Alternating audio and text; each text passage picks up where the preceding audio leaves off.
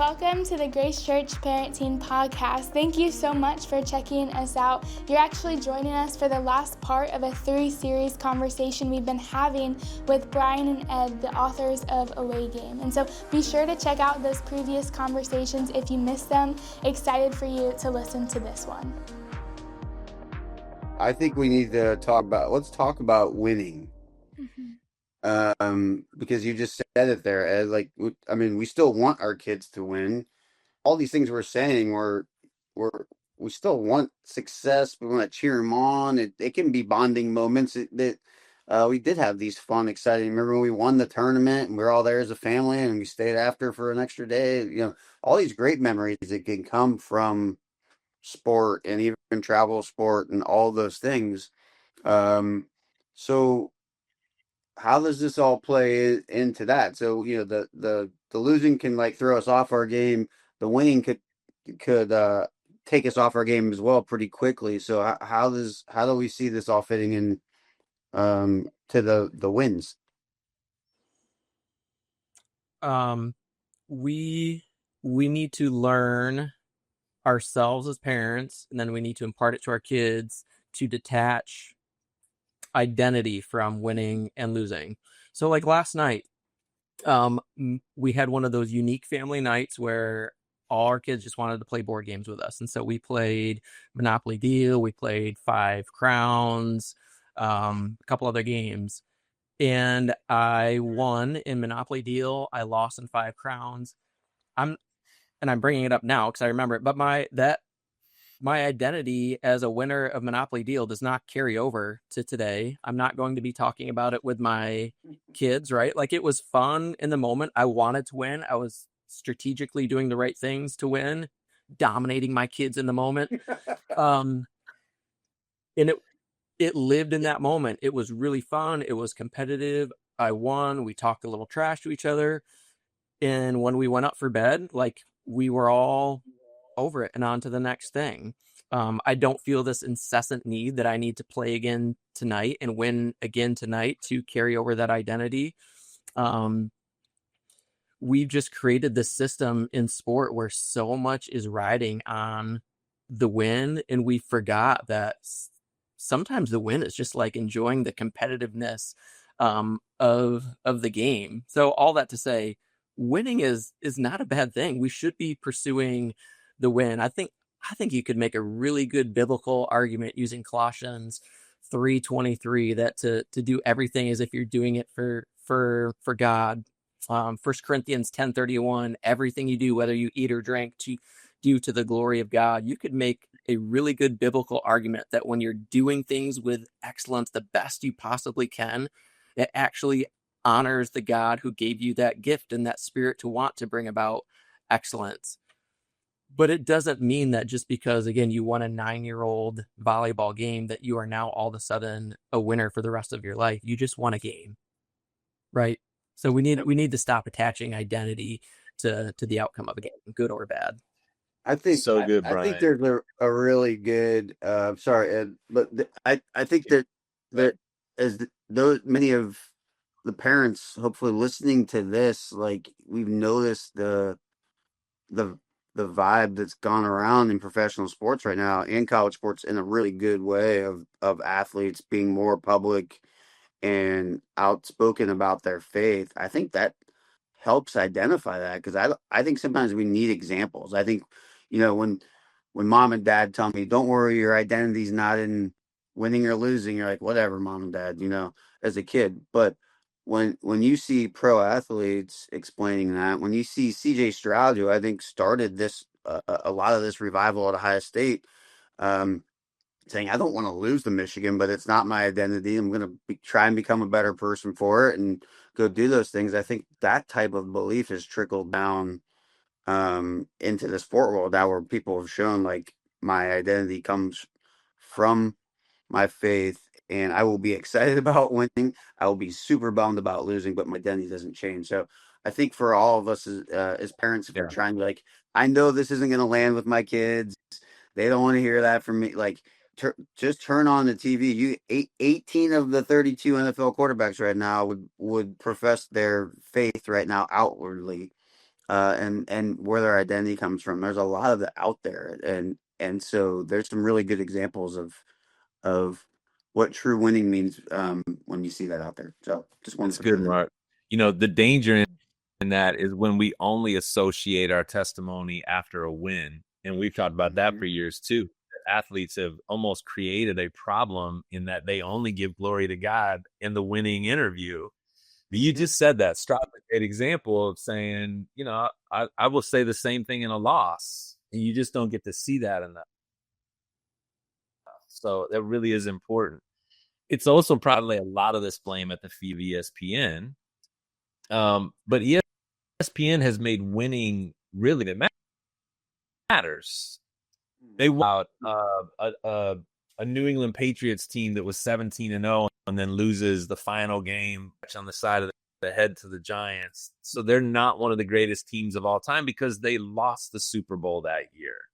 They were 17-1. No one had ever done anything like that before. They lose on somewhat of but we don't talk about them. When it's the NBA guys, there's certain guys that don't get considered great because they weren't on championship team. All that matters is the chip. And we just need to realize that when we bring that down to our 6-year-old soccer, it's a lie. It's not true that that's all that matters. But when that seeps down to the 6-year-old level and we're losing minds at a YMCA rec league game because we've got to get three goals to their 2. And the ball, again, nobody even knows what they're not actually playing a sport. The ball's just flying all over the place and it's going to bounce in by accident. But it really matters to us that we won. There's something wrong with that. There's a distortion in that, everybody. We need to stop believing that actually matters that much.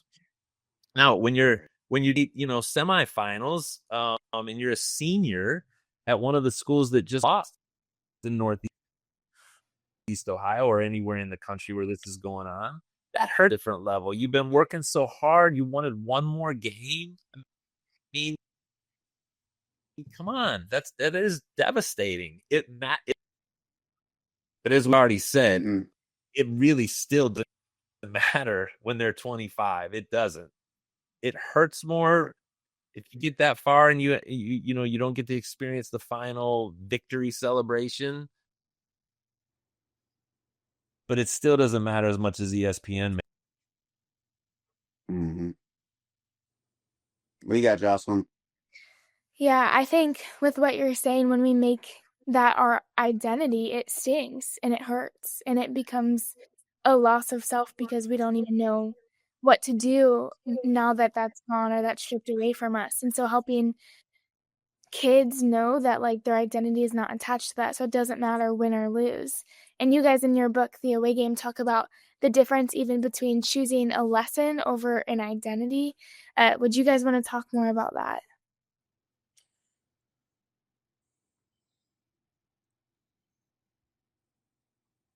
Yeah, I think what we're getting at there is it is really piggybacking off the conversation we just had. It's when our kids experience something in sport that what we can easily become victim to is doing what everybody else does and say, you win, you're a winner, you lose, you're a loser. But Christian parents have a third option there, and that's to separate putting a cemented identity on our kid based on what just happened in the game, and to take a step back and say, actually, what happened in the game outside of what the final scoreboard said that I can take into a conversation at the dinner table, or I can take into a conversation at their bedside at night. Did the referees say something or do something where my kid responded positively or negatively that I can either affirm them or maybe encourage them and challenge them to do differently next time? So again, it's taking our eyes off the scoreboard as the totality of saying this was either good or bad today, taking a step back and saying, what other options are available to me now? Holy Spirit, as I watch this game, will you illuminate things that I normally don't see? and give me good questions to ask. Give me good opportunities to help something in my kid change, like internally change because of what happened on the field today and conversations that I get to have as a result. Mm-hmm. And maybe that's even noticing that they tried something that they've been working on that didn't work, but you notice that they tried. They tried to keep up on the fast break. They tried to find their person again. I'm thinking basketball. You know, they tried to do something that they've been working on. Maybe it didn't work out, but you notice it, right? That and yeah, you talk about how it's always uncomfortable to try to break a bad habit, but that you took one step closer to becoming something different today. Yeah, you lost, you didn't play as much as you wanted to, but I saw what you did. That can, again, just kind of having these kind of is really what I think one of the ways that Brian and I talk about it. It's restructuring the entirety of the game so that you can find micro things to celebrate, micro wins, or even just micro things. Again, we always want to go to correction and what needs to be fixed, but can we first see the things that are working, the things that we noticed how you interacted? You were talking to a referee during a free throw. Love that you were humanizing them. Again, I don't even know what you were saying to them as a 10-year-old. That's going to serve you well, man. Good job, girlfriend. Man, I love that. Those are the wins. And that's where I say if we're talking about this all working together, like we could be in that lane all the time with our kids. Again, we're not sitting there saying, "I really like that your wrist was exactly 90% angle," and like let the coach do that stuff. But if we're constantly looking for that stuff, then honestly, the coach may not even be able to know this because they have lots of stuff on their plate. Like I'll handle that and say, "Hey, great job on the bench.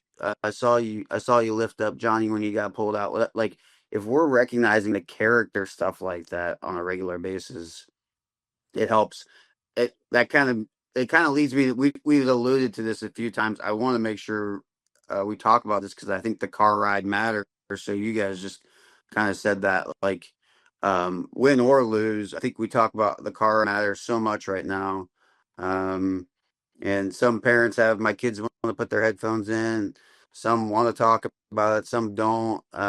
Just give some perspective on just maybe how important that car ride home after a game is, regardless.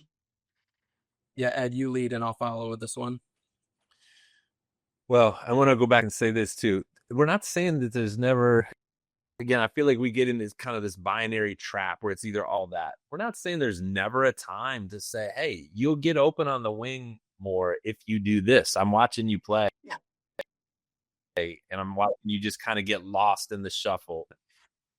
Like there's still a place to talk about that stuff. We go bad when that's all we talk about. And for 2 seasons of my life, that's all I talked about. And I need to flip it around or at least balance it, okay, and lead with this other stuff instead of the correction. So the same thing is true on the way home. Brian already said this maybe in another one of these podcasts, but to talk less. All the research shows, so besides just what we've experienced on our own experience, but all the least favorite time in their sport experience is the car ride home. There's data out there. You can go Google it. There's been literal research done that shows that kids quit more often than not because they just don't want to deal anymore with the car ride home. Well, why is that? What's happening? I've been sitting there for 2 hours, seething, building up my list of things that he or she should have done differently, could have done differently, would have brought about a different outcome. Again, I'm also feeling all these other emotions that we talked about of embarrassment, of fear, of we're falling behind. We paid this. And if you had not been playing video games, like I told you, this wouldn't be happening now in the game. And this is just kind of building up as you're sitting there watching it. And I want to unload it on them the whole time to coach them up and correct them. When really most of the time, most kids, they don't want to talk about the game right afterwards. fact, I'll take this from Brian because I've heard him say it a million times, and I've been doing it myself. Is just a great question to ask your kids right after a game is there anything in the game today that you want to talk about right now? I love that question. And guess what they're going to say? Yeah, they're going to say it's going to make you angry. If you're wired like I am, you'll be feeling a little bit angry about that. Like you should want to talk about it. And again, it's like, why? My one son used to say to me all the time, why would I want to talk about the game? It's over. Like, let's just go do something else now. And I just don't understand that mentality because again, I have major issues that I'm working through. But it's okay that he doesn't want to talk about it. And it's like, okay, where do you want to get ice cream? Let's go. I've been saying more Slurpees, less correction. Stop it like way and get a Slurpee, right? Make the conflict be what flavor we're getting. And not spending our time, arguing about why did you do this or didn't do that, or why did you pass it when you should have shot it, or why did you shoot it when you should have passed it. Let it go, man. So I'll just hit pause. I feel like that has been a huge change that I've tried to live out differently with my fourth child as compared to the first three. And I think it's working. I think it's providing positive benefits to both me and him and our entire family. And your future Thanksgivings. Your future Thanksgiving. Yeah. That's right, Mark. What'd you say? Yeah. I would want to also speak to parents who maybe wouldn't categorize themselves as correcting or critiquing. Like some parents just love talking about sports. We did this before we even started the podcast. You like prompted something about the Lions, and I like talking about sports. And so if you give me something that's going to propel me into those conversations, like I'm all in. And youth sports does that for me. And so even as I like get into the car, I'm trying to pay attention to my heart. And I think I've moved from like shame, blame, critique, correcting. Like I want to talk about sports with my kid. I just watched it for 2 hours. It's really, really fun to talk about it. But if they don't want to talk about it, it's going to be received by them as correction and critique and coaching, right? It's almost like we're in college football season right now.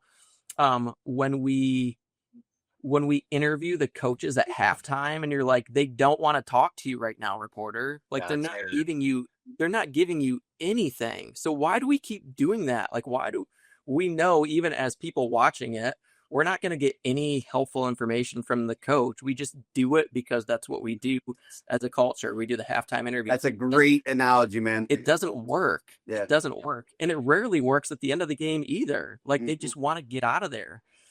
True. Yeah. So win or lose. I do think it's helpful to have those conversations for the most part on the kids' terms, to say like, is there something that you want to talk about? Sometimes they do something that is blatantly against your family values or would be considered a sin. And those, like, we're having that interview right there. Like they don't get the benefit of the Slurpee or the ice cream or the video game. It's like, we're having this conversation right now. And again, there's wisdom on how to have that, what it looks like. And so it's not a one size fits all, never have the conversation. But more often than not, I want the car ride home to be a sacred space for them where they shut the door and they can take a breath. They can get back to a regulated state that they know when the door shuts that mom and dad are safe space for them. And they can take, whether it's 5 minutes or 10 minutes, or geez, if we're driving across state lines, they have time to get back to their normal self. Well, if that's all we were going to do was talk about the game, I think most kids, or a lot of kids, would be fine with that. But that's talk about your role in the game in some way, shape, or form. And that's where it goes south. Yeah. So yeah, just to talk about the game in general, or about, so it just turns into this complaint about, what went wrong. And it's just this dark cloud that hangs over the car, especially if we wind up talking about them and their performance. They just don't want to do that. So can I discipline myself just to enjoy the game and talk about everything else that happened and not focus on his or her performance? That's a good question to wrestle with as a parent, I think. If your kid gets in the car and wants to talk about what they did, which sometimes they do, Yeah. then you can talk about it. But yeah, Brian said it. Let them actually determine what the topic, the flow is going to be, instead of just assuming this is that went wrong for you. Yep, I think it's communication again. Some kids need.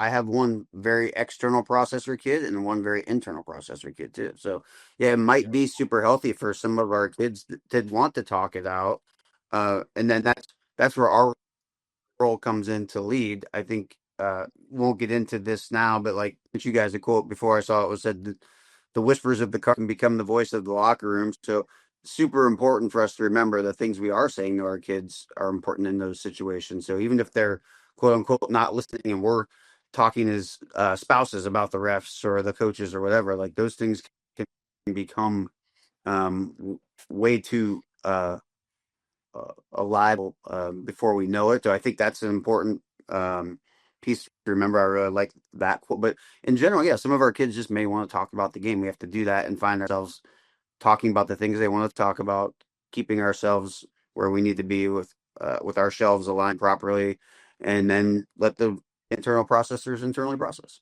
So I really like that. Sometimes your kid's going to get in the car, and your kid's going to get in the car and say, "I sucked today," because they didn't get to play at all, or they weren't good today, or they messed up. And I just need to get better at one, asking more questions about that instead of trying to have answers right away to it. Yes. Like, tell me more about that. Yeah. What made you feel that way? What did you do today that's leading you to feel like you sucked? And just help. Again, it's just a good practice even to an exploring conversation about that first. But at the end of that, more often than not, I don't really know how to fix that. I want to be able to fix it. Sometimes they did. Like Brian, we talked about earlier. Yeah, you didn't play well today. But guess what? I love you. I enjoyed watching every bit of it, and nothing's changing in our house because of it. What flavor Slurpee do you want? There you go. I like that. Okay. Yeah. They need to hear that 1,000 times across 10 years of doing youth sports with you. That's always an answer to go to. That's great. I think everything here is going to be so practical for our parents to hopefully grab hold of and be convicting, and maybe they'll start kind of changing the way that they approach their kids. Just as we're wrapping up here, the question I want to ask you guys to leave you with is there any other thoughts or any other pieces of advice that you'd want to leave to Christian parents as they navigate youth sports? Like, is there any, like, if you didn't hear anything else, we want you to take this away from away game, from these conversations, what would be most practical for them? I'll go first because I'm an external processor and Brian wants to internally process that a little bit. And I'll just say two things very quickly. One is it's not too late to start again, whatever that means. And again, this is land. If anybody's listening to this, it's landing on all of us in different ways. You're in different seasons. You're feeling different levels of regret about this, that, or the other. You have more questions. Get all that. It's not too late to start doing the right thing with your kid today. And sometimes what we just need to do is go and apologize. Some of our older kids, we just need to say, I wish I had done this differently. There's so much going on. I feel so much fear. I don't know what I'm doing. And just admit that. And that will go a long way towards overcoming a multitude of youth sports sins that we commit. The second, try to do this alone. And Brian and I have been saying this now for, the last couple of years as we've been in these conversations, and we've been saying it here. Within the church, within your little community of parents that sit in the stands every weekend, maybe get a copy of Away Game or get something else. Get these podcasts and listen to them together and give yourselves some language to use with each other, permission to say, we don't know what we're doing. We haven't done this perfectly, but we want this to look different. on our watch together. And just like Daniel did, lock arms with a handful of other people and say, let's figure out what it means to be faithfully obedient right here in the midst of this, and try to create a better experience for both our kids and us. We've been doing that. We're still doing that. We're having these conversations with a handful of other parents, and it's actually pretty fun, to be honest. I don't feel alone. I feel like we're on the same journey, and I'm actually starting to get more concerned about their kids than I am even my own, which is a good thing to have happen. You know, they're getting more concerned about my kid than just their own. There's some real synergy that comes from that, especially amongst believers that are just trying to live different in this space. So don't try to do it alone. That's what I would say. Yep, that's good, Ed. I'd agree with both of those. My third would be, man, enjoy it.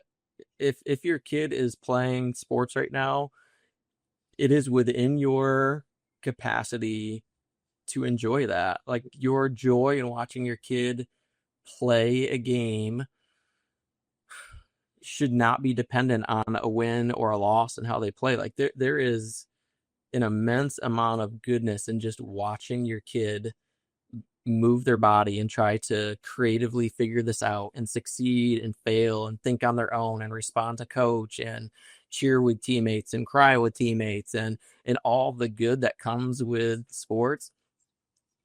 If 70% of kids are quitting by 13, you don't know if your kid's gonna keep playing.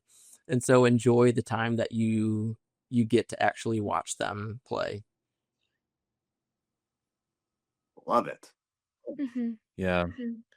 And don't raise your kids to be Cleveland sports fans. When my kids come back home, that's actually what I hear more from them in their 20s than anything else. They don't talk about their youth sports experience. They say, Dad, you've condemned us to this prison of Cleveland Browns. Yeah.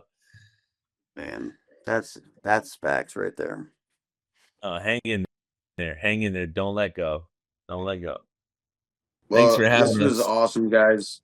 Yeah, thank you so much for being here. Like I said, there's probably a bunch of other topics we could even get in. Ed said it. I would tell you guys, pick up a copy of the book, listen to the book. It's awesome to hear your guys' feedback on the back end. Look at the Christian Athlete website. We just want to come alongside everybody. So this was perfect. Hopefully for parents and anybody else listening, and we appreciate you guys being on. Thanks for having us. Yeah, thanks, Brian and Ed. That was part 3 of our conversation with Brian and Ed, and what they bring a lot of awareness to is the power of the car ride home. What Mark said a lot is that the whispers in the car become the voices in the locker room. And so even if you're curious more about that, be sure to check out their book, look into their resources, because those would be very helpful for you. So thanks so much for listening. We'll see you next week.